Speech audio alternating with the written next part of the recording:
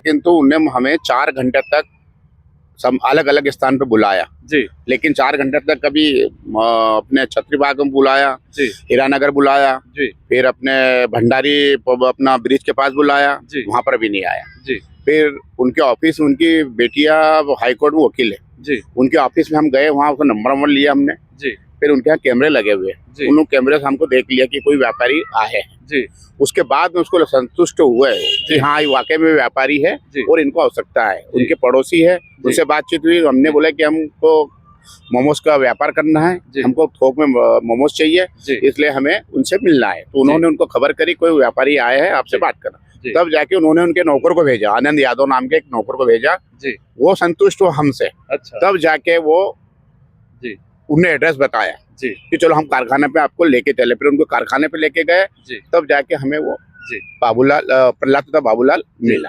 तब जाके ओपन हुआ कि ये हकीकत कहानी पुलिस की बनी हुई थी, व्यापारी बन के, क्योंकि उसको स्थायी वारंट था पकड़ने के हिसाब से हमने व्यापारी बने। फिर पकड़कर उस गाड़ी में बैठा दिए और जब हमारे साथ में एक आरक्षक था जो वर्दी में था, वर्दी देखकर फिर उसको लगा कि ये पुलिस है। फिर वो शांत हो गया। फिर कहता है कि ये बताओ कि आपको मेरी खबर किसने दी? जी, इतने सालों से मैं था, मेरी खबर आपको किसने दी? जी, मतलब आप कैसे पहुंचे? कैसे पहुंच गए? मतलब उसको आपकी रणनीति के ऊपर आश्चर्य हुआ। हाँ, कि पुलिस आखिर यहाँ तक कैसे पहुंच गई। जी, नमस्कार दोस्तों, खबर एक्सपोज यूट्यूब चैनल में आपका स्वागत है। कहा जाता है कि कानून और पुलिस के हाथ काफी लंबे होते हैं और अपराधी कितना ही चालाक क्यों ना हो, कभी ना कभी वो कानून के शिकंजे में जरूर फंसता है। और इसी चीज़ को साबित किया है खंडवा पुलिस ने। खंडवा जिले के अंतर्गत पिपलोद थाना क्षेत्र में वर्ष 1981 में एक बलवे के मामले में एक अपराधी जिसकी उम्र 18 वर्ष थी, अपराध करने के बाद फरार हो गया। और फरार होने के बाद करीब 43 वर्ष तक के वो मध्य प्रदेश के विभिन्न स्थानों पर गया, पुलिस को चकमे देता गया, लेकिन पुलिस के हाथ नहीं चढ़ा। जब खंडवा में वर्तमान समय में खंडवा में नवागत पुलिस अधीक्षक मनोज राय साहब के आने के बाद जब पुराने फरार अपराधियों की कुंडली निकाली गई और देखा गया कि कौन अपराधी कब से फरार चल रहा है और किनकी गिरफ्तारियां नहीं हुई, तो इसी को लेकर खंडवा पुलिस ने एक टीम बनाई और पुराने अपराधियों की धरपकड़ के लिए अभियान चलाया।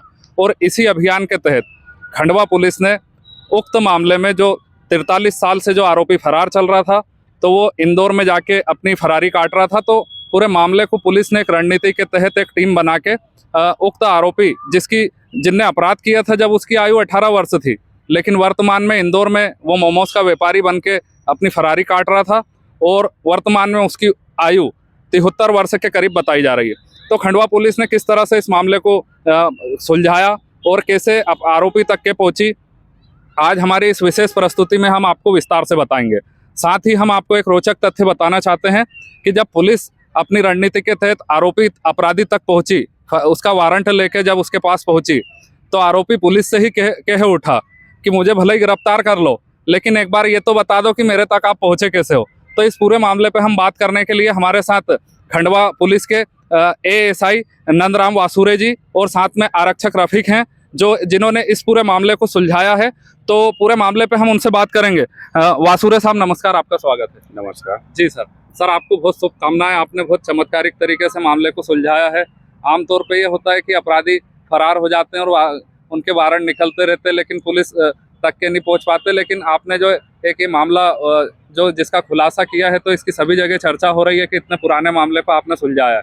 क्या कहना चाहेंगे आप, किस तरह से आरोपी तक के वारंट उसके तक पहुंचे आप?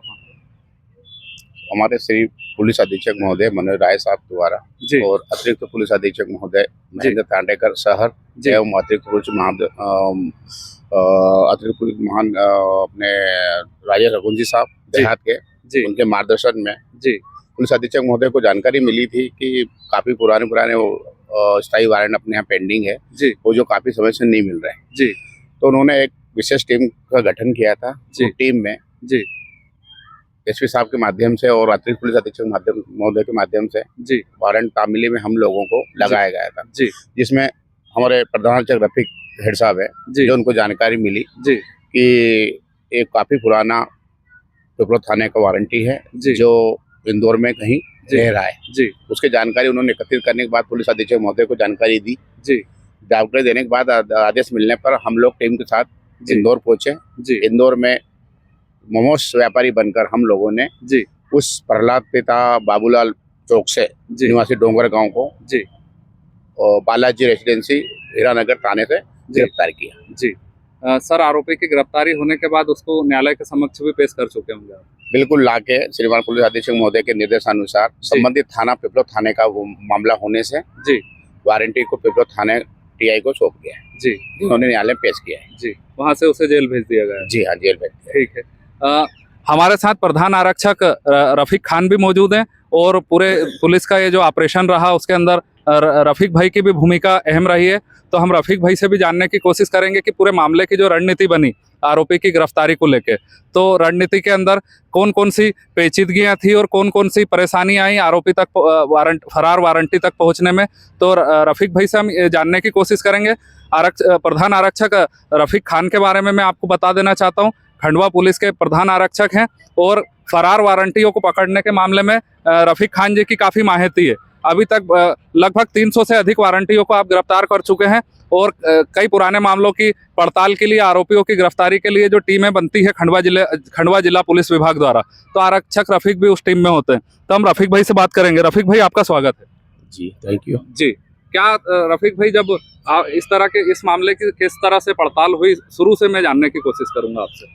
श्रीमान पुलिस अधीक्षक महोदय साहब द्वारा एक टीम बनाई गई थी जी कि पुराने स्थायी वारंटियों को तामीली करने के लिए आप बनाई हो करिए। तो मुझे आरोपी का नाम? आरोपी प्रहलाद पिता बाबूलाल चौक से। जी इसकी जानकारी मैंने डोंगर गांव से उठाया। जी, इनके काफी रिश्तेदार वहाँ हैं, लेकिन रिश्तेदारों में से किसी ने मतलब ये सूचना नहीं दे पाई ये कहाँ गया। अपराध किया था तो उसकी आयु? आरोपी की उम्र 18 साल थी केवल। जी, यानी ये निकालना बड़ा मुश्किल था कि 18 साल की उम्र में वो ना मतलब जवानी के उस पर आई था, ना उसकी फोटो थी, ना आधार कार्ड, ना कुछ भी, कोई वो नहीं थी। जी, इसी बीच में एक सूत्र मुझे मिला जी, कि फलाना वाले व्यक्ति इंदौर में है, जी, जिसकी लड़की बेटी हाईकोर्ट में वकील है। जी, उसके माध्यम से मैंने जानकारी उठाना चाहिए। जी, इसी प्रकार से एक मोबाइल नंबर मुझे मिला। जी, उस मोबाइल नंबर के जरिए जी, फिर हम वहां तक पहुंचे। उस जी। मोबाइल से फिर श्रीमान पुलिस अधीक्षक महोदय ने बताया। जी, तो हमारे साथ में हमारे सर जी, नंदू बासुरे साहब जी थे साथ में। जी, फिर हमने मिलकर एक रणनीति बनाई कि इसको पास पहुंचा कैसे जाए, क्योंकि पुलिस का नाम लेंगे तो ये फिर मोबाइल भी बंद कर लेगा। जी, तो उसकी लोकेशन भी निकाली। जी, जितेंद्र राठौर साहब ने भी इसमें हमारी हेल्प करी। जी, और फिर नंदू बासुरा साहब उस व्यापारी बनकर उस जी। तक बात करी। बात करने के बाद उसको झांसे में लेकर फिर हम वहां तक पहुंचे। जी। आप मतलब वो मोमोज का व्यापारी बन बन चुका था? हाँ, जी। वो बन चुका था। फिर वो व्यापारी बनकर के माल हमें खरीदना है। जी, माल खरीदना है। माल खरीदने के बाद फिर उस तक पहुंचे। जी, और पहुंचने के बाद फिर ये जी। जब आपने रणनीति बना ली कि जी। हम व्यापारी बन के पहुंचेंगे मोमोज के, जी तो आरोपी को मतलब इस बात का आभास था कि उसको कभी ना कभी पुलिस पकड़ लेगी, इसलिए वहां तक पहुंचने के बाद भी वो आपसे डायरेक्ट बात नहीं कर रहा था? नहीं, आभास तो उसको नहीं था, क्योंकि समय काफी हो गया था। जी, किंतु उसके मन में ये था कि भाई एकदम से ये मोबाइल पे, क्योंकि उसका ज्यादा खर्च वो नहीं होता, उसके ग्राहक बंद है, जी, नया व्यापारी कैसे आ गया। जी। इस चीज को लेकर वो सोचता था कि आप कौन, कहाँ रहते हो, कैसे रहते हो। उसने आपसे कई बार सवाल किए? सवाल किया है, और कई बार इधर से उधर, उधर से इधर, कई बार बुलाया, हर जगह बुलाया। 4 घंटे तक हम लोग परेशान होते रहे। अच्छा, 4 घंटे परेशान? हाँ, उसने 4 घंटे तक हमको झुलाता रहा। आखिर वो फिर हमने उसको विश्वास में ले लिया। जी, विश्वास में लेकर एक जगह बुलाया, फिर बुलाकर वो हाँ, जी। तब फिर वो जाकर हम उस पर जी, पहुंचे वहां तक। जी। वासुरे सर, मैं आपसे जानना चाहूंगा कि वो जब आप वहाँ पे व्यापारी बन चुके थे, सर ही बने थे हाँ। व्यापारी मोमोज के, तो आमतौर पे ये होता है कि कोई ग्राहक आता है तो दुकानदार फटाक से उससे बात कर लेता है, लेकिन उनने 4 घंटे तक परेशान किया। तो सर, उसके पीछे उसकी मंशा यही रही होगी कि मुझे पकड़ लिया जा सकता है 43 साल पुराने अपराध में।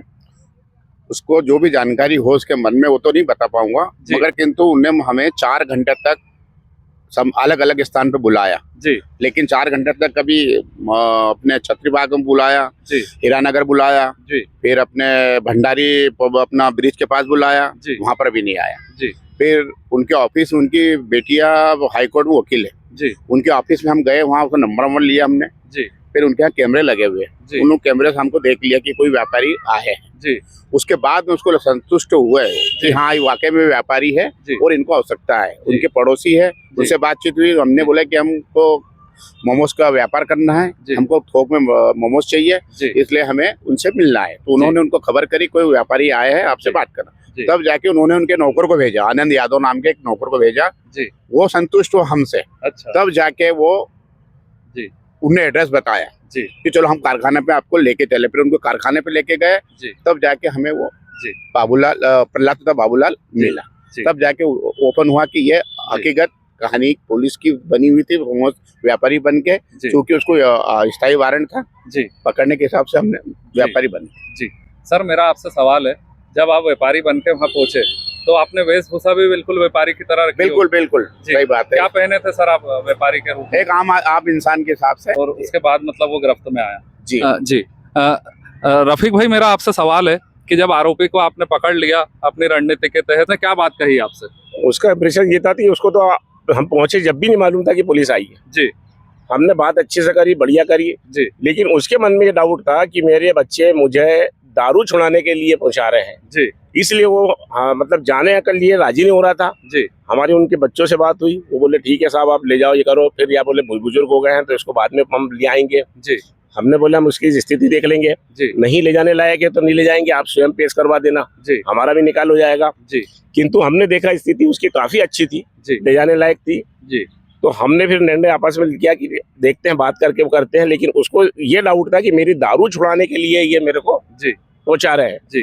तब फिर वो नाटक करने लगा, जी खूब नाटक कर रहा था, मैं नहीं जाऊंगा, ये करूंगा। जी। फिर हमने उसको क्या करे, फिर पकड़कर उसको गाड़ी में बैठा दिए। और जब हमारे साथ में एक आरक्षक था जो वर्दी में था, वर्दी देखकर फिर उसको लगा कि ये पुलिस है। जी। फिर वो शांत हो गया। फिर कहता है कि ये बताओ कि आपको मेरी खबर किसने दी? जी। इतने सालों से मैं था, मेरी खबर आपको किसने दी? जी। मतलब आप कैसे पहुंचे? कैसे पेड़ तक कैसे पहुंच गए? मतलब उसको आपकी रणनीति के ऊपर आश्चर्य हुआ कि पुलिस आखिर यहाँ तक कैसे पहुंच गई। जी। तो आरोपी को फिर खंडवा आपने लेके आया? फिर हम न्यायालय श्रीमान पुलिस अधीक्षक को वहाँ से हालत बताया, हालत बताकर फिर यहाँ लाकर जी फिर थाना संबंधित थाने को दे दिया। जी। जो जिस अपराध के अंदर आरोपी के ऊपर मुकदमा दर्ज हुआ था 1981 में जी, तो उस मामले में आरोपी अब जो दूसरे हैं वो मतलब नहीं है, केवल 1-2 आरोपी ही उसके अंदर? हाँ, उसमें काफी शांत हो गए हैं, पता लगा कि काफी शांत हो गए हैं जी। और एक आरोपी केवल बचा है उसके अंदर जी।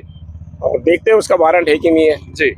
अगर होगा तो उसकी भी कोशिश करेंगे लाने की जी। तो ये थे हमारे साथ सहायक उप निरीक्षक नंदलाल वासुरे जी और प्रधान आरक्षक रफीक खान जी, जिन्होंने खंडवा पुलिस के ये एक अनोखे और रोचक एक प्लानिंग के तहत आरोपी की गिरफ्तारी, स्थायी वारंटी की गिरफ्तारी के मामले में हमें विस्तार से जानकारी दी। हमारी खबरों से जुड़े रहने के लिए और इसी तरह की रोचक खबरों के नोटिफिकेशन पाने के लिए हमारे YouTube चैनल खबर एक्सपोज को सब्सक्राइब कर दें और बेल आइकन का बटन दबा दें ताकि हर अपडेट आपको सबसे पहले मिल सके।